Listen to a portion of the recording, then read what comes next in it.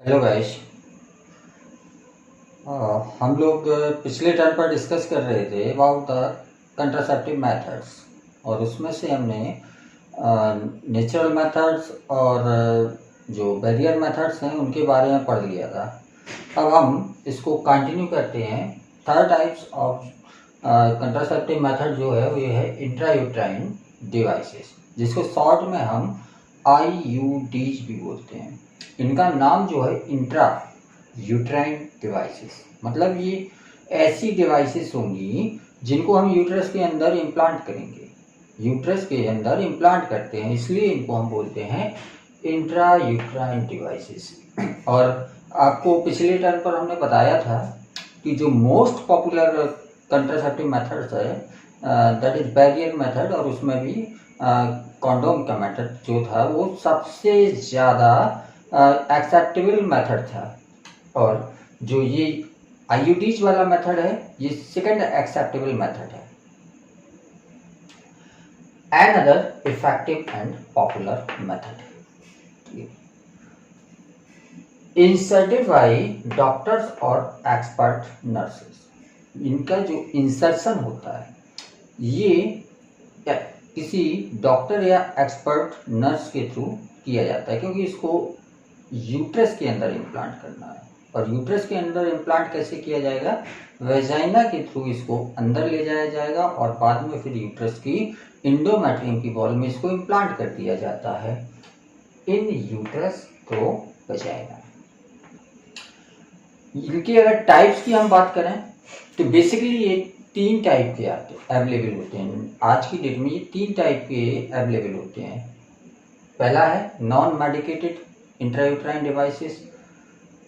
Non medicated मतलब इनमें किसी तरह की कोई दवा नहीं होती है। ये सिंपल से प्लास्टिक या किसी मेटल के बने हुए स्ट्रक्चर होते हैं जिनको हम इम्प्लांट कर देते हैं। इनके साथ में कोई मेडिसिन इनमें कोई इनको बनाने में कोई मेडिसिन यूज नहीं की जाती है। और इसका एग्जाम्पल होता है lips loop. Simple loop like structure होता है, इसलिए इसको लिप्स लूप बोल देते हैं। दूसरे होते हैं कॉपर रिलीजिंग IUDs। नाम से पता चल रहा है कि इसमें कुछ ना कुछ ऐसा ऐड किया जाएगा जो कॉपर आयंस को रिलीज करता रहेगा। कॉपर आयंस को रिलीज करता रहेगा। और कॉपर आयंस जो होते हैं ये क्या करते हैं? स्पर्म की मोटिलिटी को कम कर देते हैं। उनका जो मूवमेंट होता है स्पर्म्स का, उनकी मोटिलिटी को ये कम कर देते हैं। और इनके एग्जाम्पल हैं CUT, जिसको हम बोलते हैं कॉपर टी। कॉपर टी इसमें इसका जो शेप होता है ये T शेप होता है, टी की तरह होता है, T शेप होता है। और इसमें एक स्पाइरली क्वाइल्ड जो स्पाइरली क्वाइल्ड जो स्ट्रक्चर है, ये स्ट्रक्चर ऐसा होगा जो कॉपर आयन को रिलीज करता रहेगा। मतलब ये कॉपर का बना हुआ होगा जो कॉपर आयंस को रेगुलर रिलीज करता रहेगा। और ये कॉपर आयंस क्या करते रहेंगे? स्पर्म्स की मोटिलिटी को कम करते रहेंगे, जिसकी वजह से फर्टिलाइजेशन के चांस कम हो जाएंगे। CU7 कॉपर 7 बोलते हैं इसको। इसका शेप जो होता है इससे टी की तरह ना होके 7 शेप होता है, 7 की तरह दिखता है ये, इसलिए इसको हम बोलते हैं CU7 या कॉपर 7। इसका तीसरा जो एग्जाम्पल है ये मल्टीलोड 375। मल्टीलोड 375 ये 375 इसलिए वर्ड यूज किया गया क्योंकि इसमें जो स्पाइरली क्वाइलिंग है जो कॉपर की, ये इसका नंबर जो होता है 375 टाइम्स होता है, इसलिए इसको हम मल्टीलोड 375 बोल देते हैं। और भी आते हैं 180 भी आते हैं, 225 भी आते हैं, 375 ये पूछा गया है इसलिए इसको हम ज़्यादा याद रखते हैं मल्टीलोड 375। तीसरे टाइप के होते हैं हार्मोन रिलीजिंग इंट्रायूट्राइन डिवाइसेस, जिसमें प्रोजेस्टर्स और LNG-20 होते हैं। ये हार्मोन्स को रिलीज करते रहते हैं, हार्मोन्स। और ये हार्मोन्स जो होते हैं ये इम्प्लांटेशन को रोकते हैं, इम्प्लांटेशन को रोकते हैं। अब हमने ये टाइप्स पढ़े हैं, ये 3 तरह के IUDs हैं। तीनों मैं जो एक कॉमन चीज़ है, इनमें कॉमन चीज़ क्या है कि इनमें कोई ना कोई स्ट्रक्चर यूट्रस के अंदर इम्प्लांट करेंगे। और ये इम्प्लांट क्या करता है, इम्प्लांट करने के बाद, इम्प्लांट करने से होता क्या है, आयोडीज जैसे ही हम यूट्रस के अंदर इम्प्लांट करते हैं, it increases phagocytosis of sperms. ये स्पर्म्स की फैगोसाइटोसिस को बढ़ा देता है, जिसकी वजह से फर्टिलाइजेशन के चांस नील हो जाते हैं। अगर हम इसमें कॉपर ऐड कर रहे हैं तो कॉपर आयंस क्या करते हैं, सप्रेस स्पर्म मोर्टेलिटी, स्पर्म की मोर्टेलिटी को कम कर देते हैं। और अगर हार्मोन्स इसमें ऐड कर रहे हैं तो hormones make uterus unsuitable for implantation, implantation के लिए यूट्रस को अनसुटेबल बना देते हैं। और इसके साथ साथ ये एक काम और करते हैं, ये सर्विक्स हॉस्टाइल कर देते हैं टू द स्पर्म, मतलब स्पर्म में ही सर्विक्स में ही स्पर्म इकट्ठे रहेंगे और वहाँ पर फैगोसाइटोसिस की प्रोसेस बड़ी आसानी से होती रहेगी। तो सर्विक्स को हॉस्टाइल कर देंगे स्पर्म्स के लिए। This is second most acceptable method of contraception intrauterine devices. Third होते हैं जो नेक्स्ट है 4 टाइप, ये है ओरल कंट्रासेप्टिव्स। इनमें हम पिल्स यूज करते हैं, जिनको हम वहाँ से टैबलेट के फॉर्म में लेते हैं, और इन टैबलेट्स को हम बोलते हैं पिल्स। पिल्स में या तो प्रोजेस्टेरॉन होगा, यदि प्रोजेस्टेरॉन की पिल्स होगी, या प्रोजेस्टेरॉन ईस्ट्रोजन के कॉम्बिनेशन की पिल्स होती हैं, प्रोजेस्टेरॉन और ईस्ट्रोजन के कॉम्बिनेशन की पिल्स होती हैं।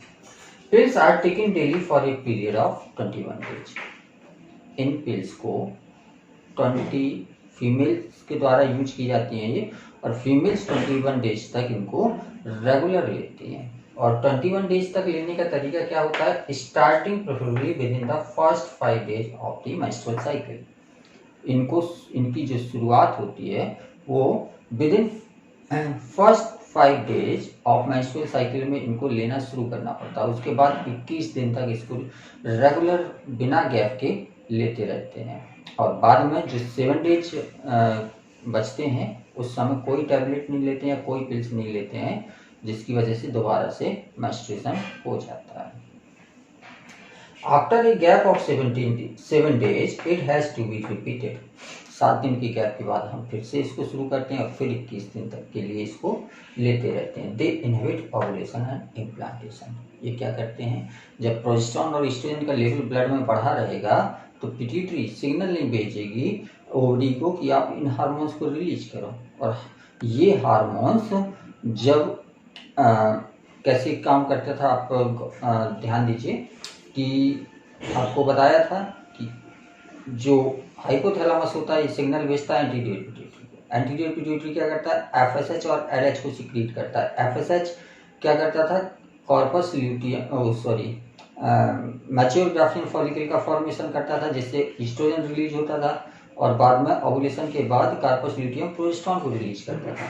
लेकिन जब ब्लड में ईस्ट्रोजन का लेवल ऑलरेडी बढ़ा हुआ है तो एंटीरियर पिट्यूटरी एफएसएच नहीं सीक्रेट करती। एफएसएच क्यों सीक्रेट करती थी, इसलिए करती थी कि कार्पस मैच्योर ग्राफियन फॉलिकल का फॉर्मेशन हो और ईस्ट्रोजन का सीक्रेशन हो। लेकिन ईस्ट्रोजन तो पहले से ही ब्लड में है, तो बॉडी को ईस्ट्रोजन की जरूरत ही नहीं है। जब ईस्ट्रोजन की जरूरत नहीं है तो मैच्योर ग्राफियन फॉलिकल क्यों बनेगी, मैच्योर ग्राफियन फॉलिकल नहीं बनेगी, मतलब एफएसएच की जरूरत नहीं है और एफएसएच का रिलीज नहीं होगा।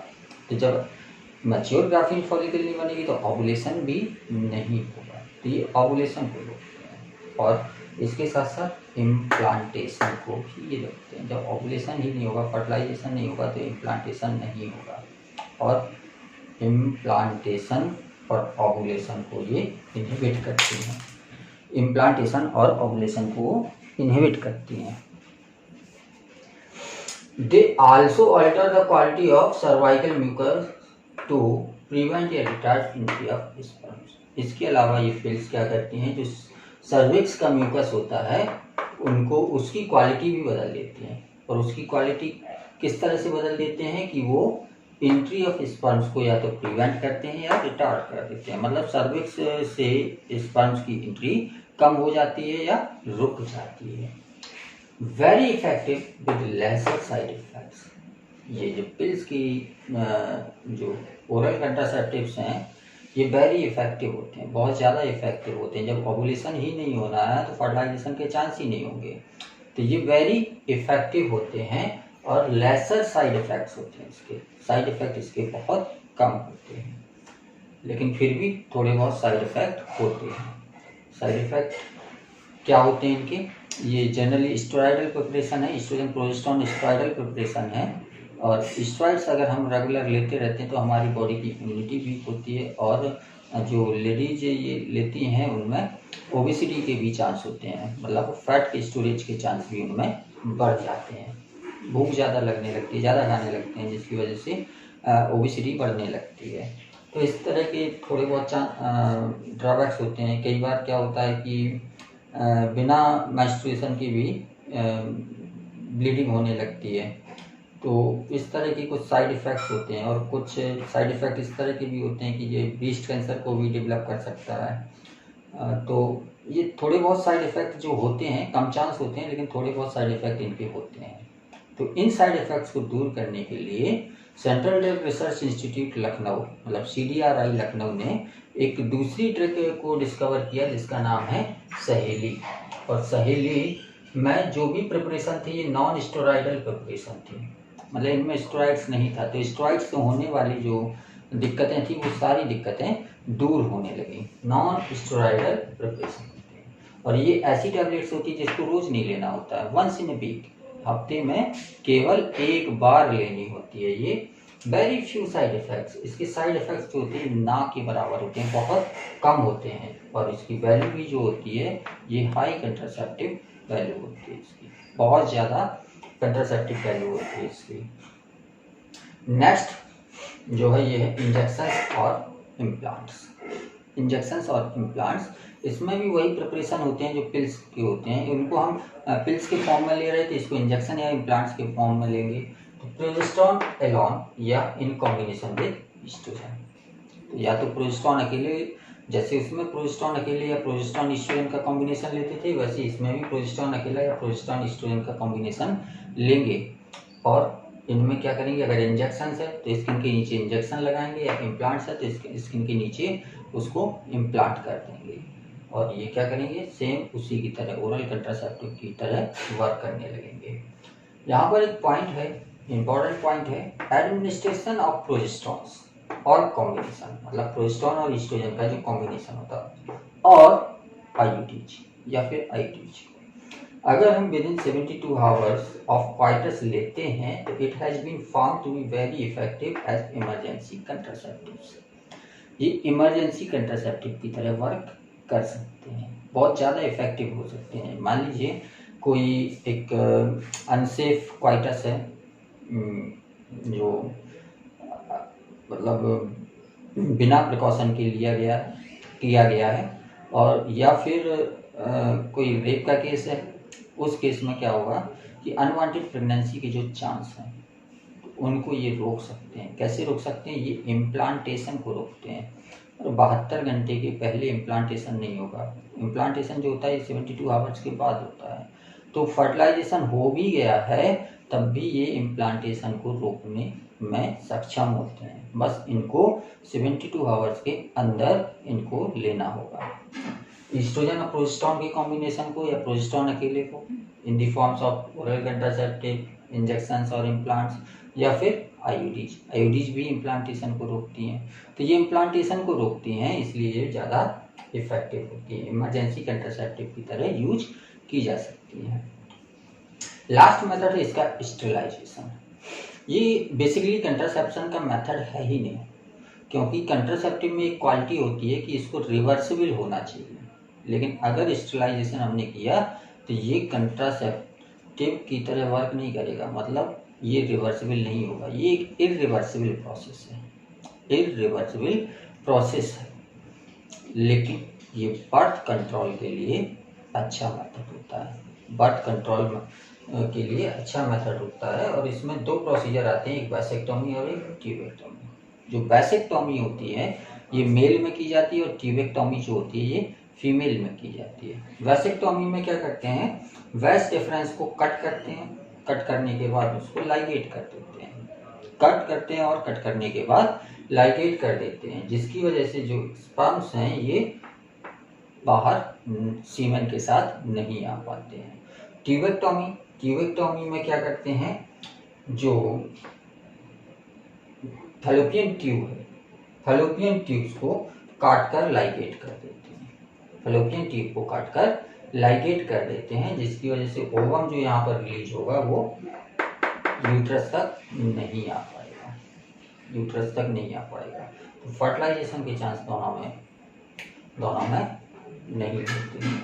और एक बार अगर कोई ट्यूब कट करके लाइगेट कर दी गई है तो इसको दोबारा जोड़ना मुश्किल काम होता है, इसलिए इन मेथड्स को हम इररिवर्सिबल मेथड बोलते हैं, इररिवर्सिबल मेथड। तो कई बार क्वेश्चन पूछा जाता है कि which one is not a method of contraception, या which one is not a contraceptive method, और ऑप्शन में ये सारे दिए होंगे तो आपको टिक लगाना है, स्टेरिलाइजेशन, वैसेक्टोमी या ट्यूबेक्टोमी, जो भी ऑप्शन होगा इन तीनों में से उसमें टिक करना होता है। तो this is all about the contraceptive method. और इसके आगे कंटिन्यू करेंगे नेक्स्ट टर्न पर।